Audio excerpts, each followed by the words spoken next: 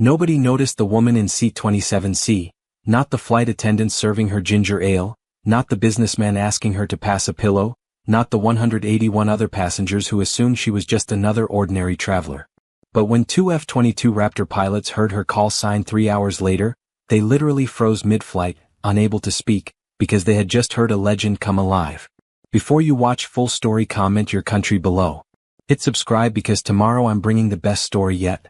The Boeing 777 pushed back from Gate 47 at Dallas-Fort Worth International Airport at precisely 6:47 p.m., carrying 183 souls toward what should have been a routine red-eye flight to San Diego.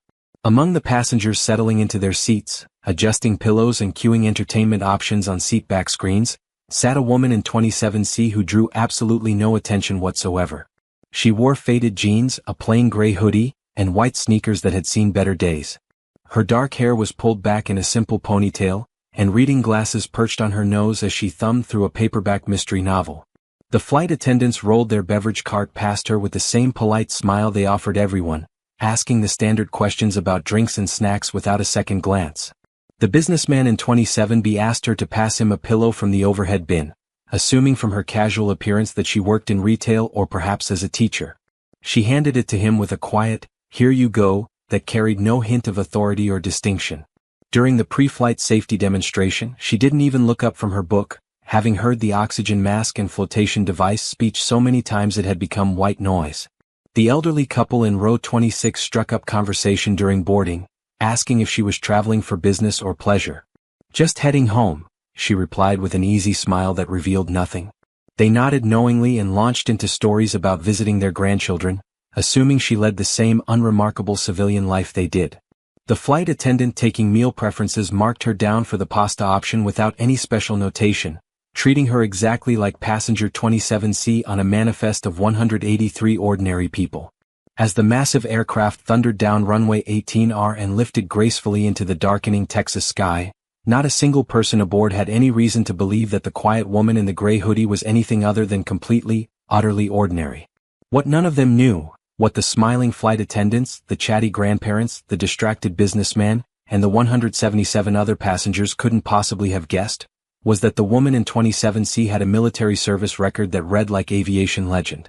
Her personnel file, locked in classified databases at the Pentagon and Nellis Air Force Base, contained commendations and mission reports that made seasoned fighter pilots shake their heads in disbelief.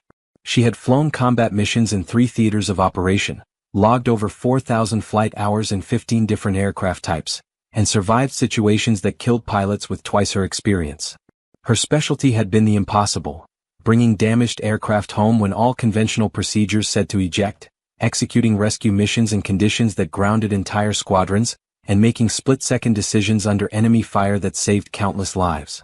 She had test-piloted experimental aircraft that pushed the boundaries of human endurance, trained elite fighter pilots in advanced tactical maneuvers, and coordinated emergency responses during catastrophic military aviation incidents that would have ended in mass casualties without her intervention. Her call sign, earned during a mission that had become the stuff of legend in fighter pilot communities worldwide, was known and revered from Langley to Ramstein, from Kadena to Lakenheath.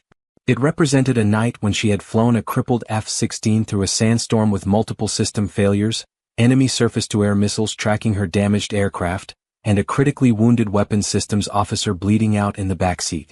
Conventional wisdom said the aircraft was unflyable, that ejection was the only option, that the mission was lost. She had brought that F-16 home through sheer skill, flying by instinct and feel when instruments failed, executing maneuvers that shouldn't have been possible with a damaged airframe, and landing the burning aircraft on a runway she could barely see through the sand and smoke. The weapons systems officer survived because of her refusal to abandon the aircraft. The mission succeeded because she completed the objective even with half her systems dead.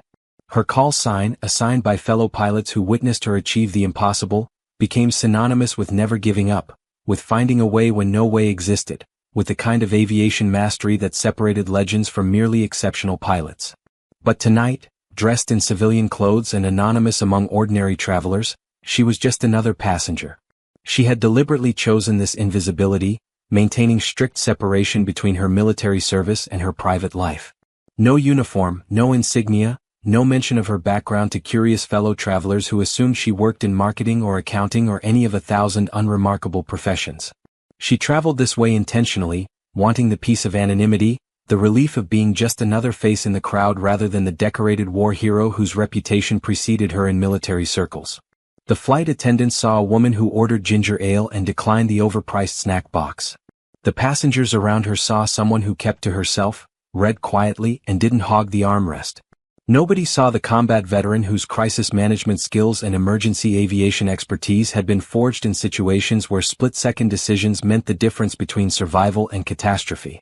The 777 climbed smoothly through 35,000 feet as the Texas landscape disappeared into darkness below. The seatbelt sign chimed off, and passengers unbuckled to stretch, retrieve laptops from overhead bins, and settle into the comfortable rhythm of a cross-country flight. The woman in 27C accepted a cup of coffee from the beverage service with a quiet thank you, still absorbed in her mystery novel while the businessman beside her tapped away on a spreadsheet and the elderly couple in front discussed their connecting flight arrangements. The cockpit crew ran through standard cruise checklists, monitoring fuel consumption and weather updates for the flight path ahead. Everything was completely, utterly routine. The kind of boring, uneventful flight that passengers forget the moment they deplane. Then, at 7:42 p.m. at 37,000 feet over the desert landscape of West Texas, everything went catastrophically wrong in the span of 11 seconds. The first indication of disaster came as a massive shuddering vibration that rippled through the entire airframe, violent enough to rattle overhead bins and send unsecured items flying through the cabin. Before passengers could even process what was happening, a deafening explosion tore through the aircraft's number 2 engine, sending shrapnel through the engine cowling and into critical flight control systems. The Boeing 777 lurched violently to the right as the destroyed engine created asymmetric thrust, and almost simultaneously, the number 3 engine began showing catastrophic pressure fluctuations on cockpit instruments. The pilots fought the control yoke as multiple warning alarms blared in the cockpit. Engine fire, hydraulic pressure loss, flight control malfunction, electrical system failure.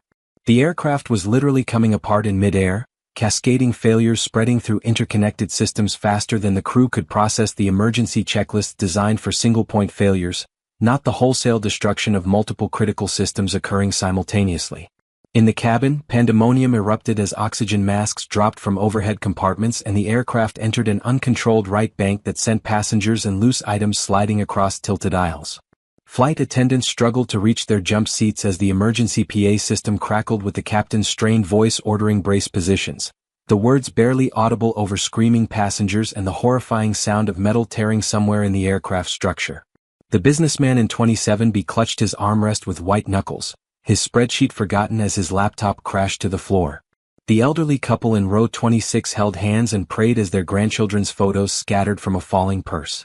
Throughout the cabin, 183 people faced the terrifying reality that their routine flight had become a death sentence, that the ground was rushing up to meet them, that these were their final moments.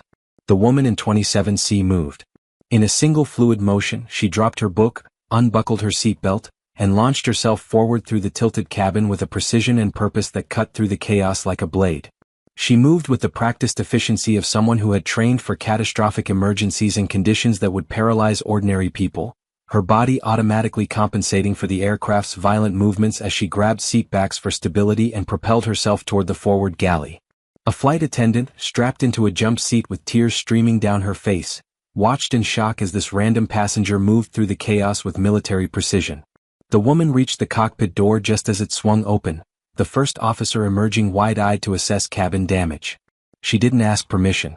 "I'm a pilot," she said, her voice carrying absolute authority that brooked no argument. "I can help. Let me in that cockpit right now." The first officer, drowning in alarms and cascading system failures, saw something in her eyes, a calm competence and absolute certainty that overrode every protocol about unauthorized personnel in the cockpit. He stepped aside. She pushed through the cockpit door and took in the situation with a single sweeping glance that processed information faster than conscious thought.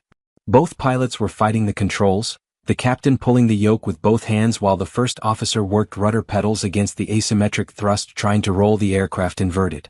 The primary flight display showed a death spiral, altitude unwinding, airspeed fluctuating wildly, attitude indicators showing they were seconds from entering an unrecoverable dive. Engine 2 was completely destroyed, its remains dragging on the wing and creating massive aerodynamic disruption. Engine 3 was failing, oil pressure dropping toward zero as internal components tore themselves apart. Engine 1, on the opposite wing, was the only functioning power plant, but its thrust was actually making the situation worse by pulling the aircraft into a spin. "Talk to me," she commanded, her voice cutting through the chaos with the tone of someone who had coordinated combat missions under fire. The captain, sweat pouring down his face as he fought controls that were barely responding, managed to gasp out the situation. "Lost 2 engines, maybe losing 3. Hydraulics failing on 2 systems. Flight controls are degraded. We're at 32,000 feet and descending fast. Can't maintain altitude. Can't stop the roll. We're going in." She processed this information in milliseconds, her mind automatically running through emergency procedures that existed in classified training manuals most commercial pilots never saw. She had flown damaged aircraft before, had brought home machines that were structurally compromised and aerodynamically impossible. She knew what the textbook said about situations like this, how conventional emergency procedures assumed you still had basic flight control authority, that dual-engine failure protocols depended on having time to run checklists, that the official response to uncontrolled descent was to prepare for ditching or impact. But she also knew what the textbooks didn't say, what couldn't be written in official procedures because it required instinct and feel and a level of aviation mastery that couldn't be taught in simulators. "Throttle back Engine 1, she ordered, her hands already reaching for controls. "You're fighting asymmetric thrust. Kill your good engine." The captain's training screamed that this was insane, that reducing thrust on their only functioning engine would accelerate their descent, that every procedure said to maintain whatever power you had. But something in her voice, some absolutely certainty, made him obey. His hand moved to the throttle. Engine 1 spooled down. And miraculously, impossibly, the aircraft's roll began to slow. Without the asymmetric thrust pulling them into a spin, the degraded flight controls suddenly had a chance to work. The woman's hands moved across the instrument panel with practiced precision, her fingers dancing over controls as she manually adjusted trim settings that the damaged flight computers couldn't automatically compensate for. She was flying by feel, using stick and rudder fundamentals that dated back to the earliest days of aviation, treating the massive Boeing 777 like a vintage aircraft that required constant manual correction. "Restart Engine 1 at 20% thrust," she said, her voice absolutely calm as the ground continued rushing up toward them. "We need just enough power for control authority, not enough to roll us." The first officer's hands trembled as he worked the engine restart procedure, bringing the big turbofan back to life at barely above idle power. The aircraft was still descending, still wounded, but suddenly it was descending in a somewhat controlled manner rather than an uncontrolled death spiral. She studied the terrain display, processing options with the tactical awareness of someone who had planned combat missions in hostile territory. They were over West Texas desert, sparsely populated but with limited options for emergency landing sites. The nearest airport with a runway long enough for a 777 was El Paso International, but they were losing altitude too fast to make it. They had maybe 4 minutes before they'd be forced to put down wherever they could find ground flat enough to attempt a crash landing. "There," she said, pointing at the terrain display where a long, straight line appeared in the desert. "That's Interstate 10. 8 lanes wide, mostly straight, light traffic this time of evening. We're going to put this aircraft on that highway." The pilot stared at her like she'd lost her mind. Landing a Boeing 777 on a highway was insane, something that existed only in Hollywood movies, not in any actual emergency procedure manual. The aircraft's wingspan was 200 feet across, wider than the entire interstate including shoulders. The approach would have to be impossibly precise, threading the needle between overpasses and avoiding power lines, with no margin for error and no opportunity for a go-around if the approach went wrong. And they'd have to do it with degraded flight controls, failing hydraulics, and an airframe that was barely holding together. It was absolutely impossible. She had done impossible before. "I need you to trust me," she said, looking directly at the captain with eyes that had seen combat, that had stared down death and refused to blink. "I've landed damaged aircraft in worse conditions than this. I know what I'm doing. But I need you both to follow my instructions exactly, without hesitation, without second-guessing. Can you do that?" The captain, facing certain death if he continued flying conventionally and possible survival if he trusted this mysterious woman who had materialized in his cockpit, made a decision that would haunt him for the rest of his life if it went wrong and define him as a hero if it succeeded. He nodded. "She has the aircraft," he said formally, the traditional transfer of command that gave her legal authority to control the flight. "I have the aircraft, she confirmed, her hands settling onto the controls with a confidence that seemed impossible given the circumstances. The next 3 minutes and 40 seconds became the stuff of aviation legend, a masterclass in emergency flying that would be studied in flight schools and analyzed in accident investigation reports for decades to come. She flew the crippled 777 with a combination of instinct and precision that seemed almost supernatural, making constant tiny adjustments to trim and throttle that kept the asymmetric airframe from rolling into another uncontrolled descent. She talked the first officer through manually extending the landing gear using the emergency backup system, knowing they'd need every bit of drag and stability for the approach. She had the captain coordinate with air traffic control, declaring an emergency and getting Interstate 10 cleared of traffic by state police and emergency responders who scrambled to set up a crash response along the highway straight section. In the cabin, flight attendants prepared passengers for crash landing procedures, demonstrating brace positions and evacuation procedures while trying to maintain calm despite their own terror. The woman's voice came over the PA system, no longer the anonymous passenger in 27C but now the commanding presence coordinating their survival. "This is the pilot. We have experienced multiple engine failures and are making an emergency landing on Interstate 10. The landing will be rough. Follow your flight attendant's instructions exactly. Brace for impact when commanded. We are going to get through this."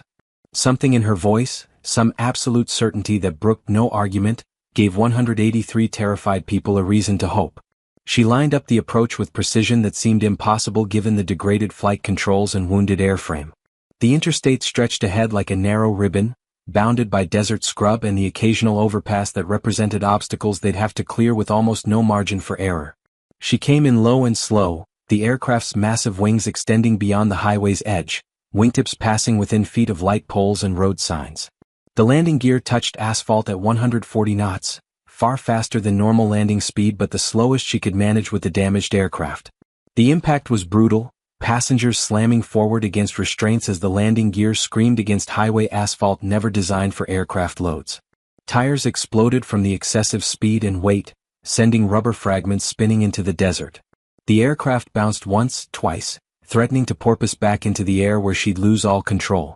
She worked throttle and stick with microscopic precision, bleeding off energy, keeping the wings level, refusing to let the wounded aircraft get away from her.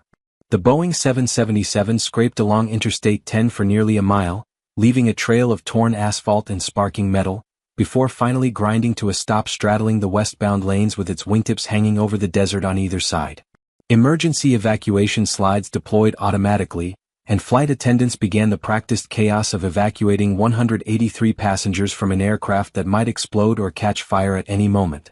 People poured down the slides onto highway asphalt, many crying, some in shock, all incredibly and miraculously alive despite having just survived a crash landing that by every conventional measure should have killed them all. She stayed in the cockpit until every passenger was clear, helping the captain and first officer secure the aircraft and shut down the remaining systems. Only when the last passenger had been evacuated did she emerge from the cockpit, still wearing her gray hoodie and faded jeans, looking like she'd just finished a routine commute rather than executing one of the most extraordinary emergency landings in aviation history. The elderly couple from row 26 grabbed her in tearful embrace, not caring who she was, only knowing she had saved their lives and given them a chance to see their grandchildren again. The businessman from 27B stood staring at the woman who had been sitting next to him reading a paperback novel, unable to process that the quiet passenger he'd asked to pass him a pillow had just landed a crippled aircraft on a highway and saved everyone aboard. As emergency vehicles surrounded the crashed aircraft and paramedics began checking passengers for injuries, military aircraft that had been scrambled from nearby Air Force bases circled overhead. Standard protocol for major aviation emergencies included military oversight, coordination between civilian and military air traffic control, and fighter aircraft providing tactical support if needed. Two F-22 Raptors from the 49th Fighter Wing at Holloman Air Force Base had been monitoring the emergency, tracking the crippled 777 on their advanced radar systems and coordinating with civilian authorities. The F-22 pilots had watched the impossible landing on their displays, seen an aircraft that should have crashed succeed in an emergency procedure that violated every conventional wisdom about crash survivability. They were already discussing the miraculous landing over secure military channels when the emergency coordinators began processing identification information on the pilot who had taken control and executed the landing. Her name entered the military database, cross-referenced with personnel files. matched to service records. And her call sign appeared on the F-22 pilot's displays. The secure military channel went completely silent. The F-22 Raptor pilots, flying the most advanced stealth fighters ever built, warriors who trained for combat against peer adversaries and prided themselves on their own exceptional skill, literally froze in their cockpits. For 10 full seconds, neither pilot said a word. They simply stared at the call sign displayed on their instruments, a call sign they had heard whispered with reverence in ready rooms and officers' clubs, a call sign that represented achievements so legendary that most pilots assumed the stories were exaggerated, that nobody could actually be that good.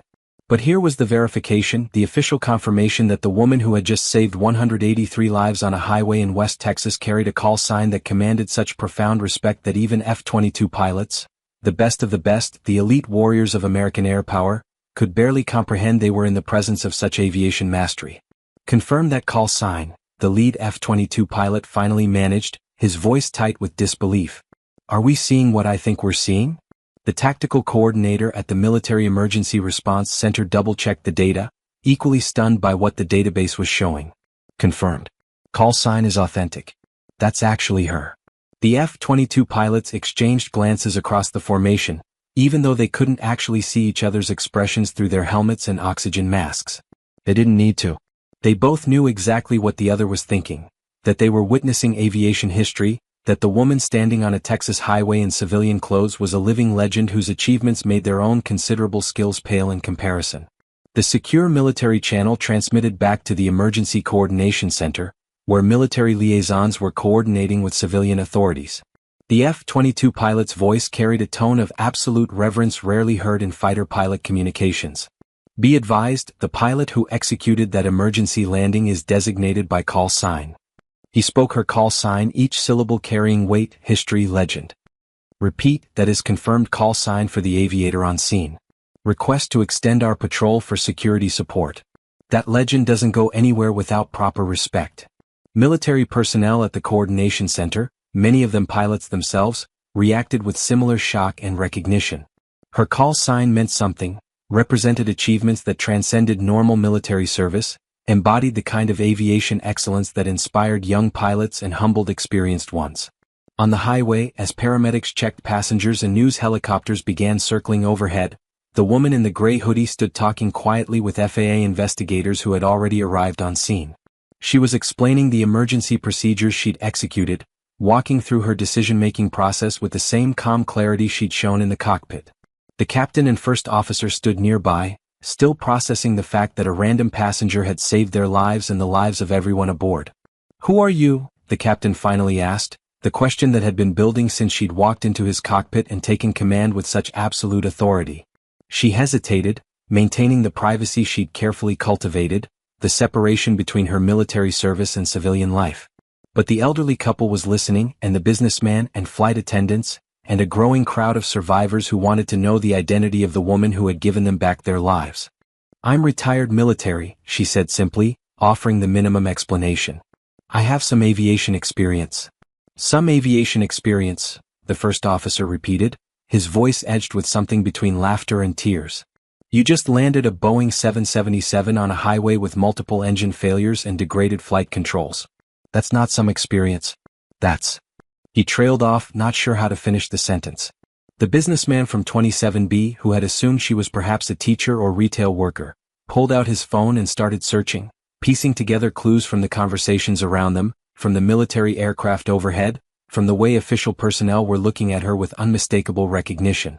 His search led him to declassified military reports, to aviation history articles, to stories about a legendary pilot whose call sign represented achievements that seemed impossible.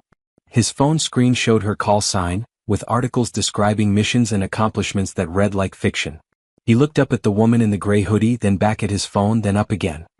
"You're her," he said, his voice rising with realization. "The pilot from... I read about the mission where you..."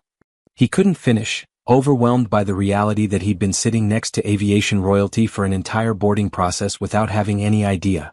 Other passengers began pulling out phones, searching, discovering, passing information through the growing crowd of survivors.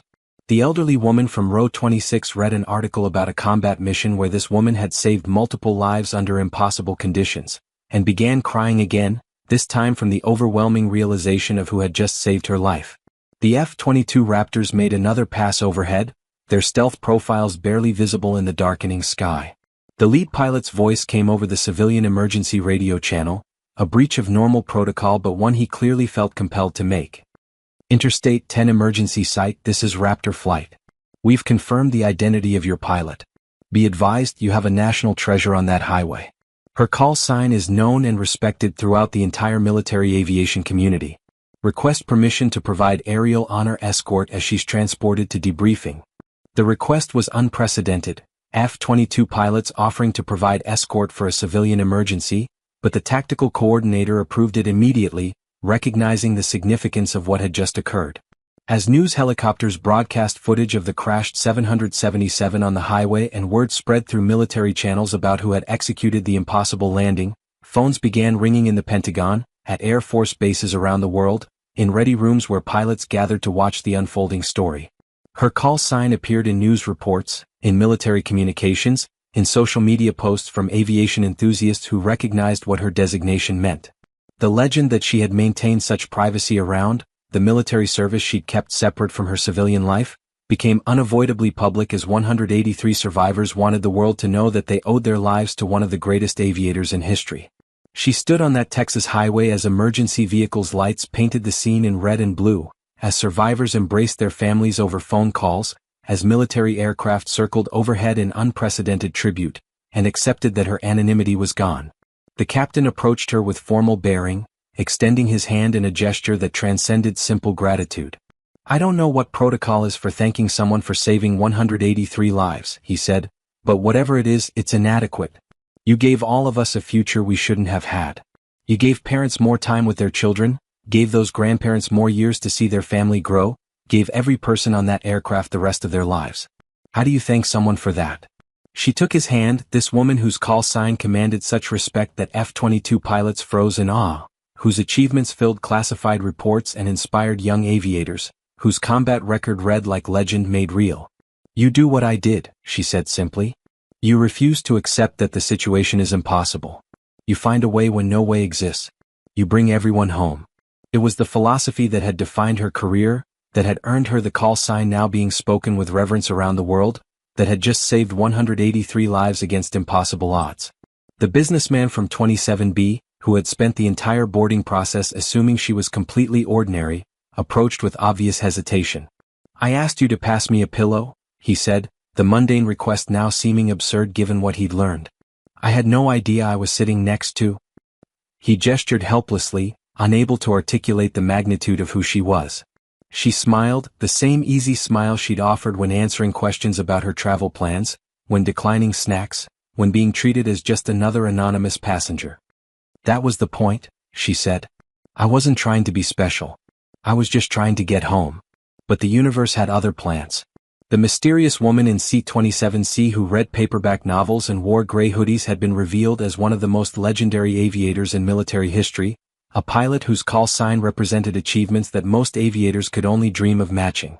The F-22 Raptors circled overhead, their pilot still processing the reality that they'd just witnessed her execute another impossible feat, that the stories they'd heard about her weren't exaggerated but understated.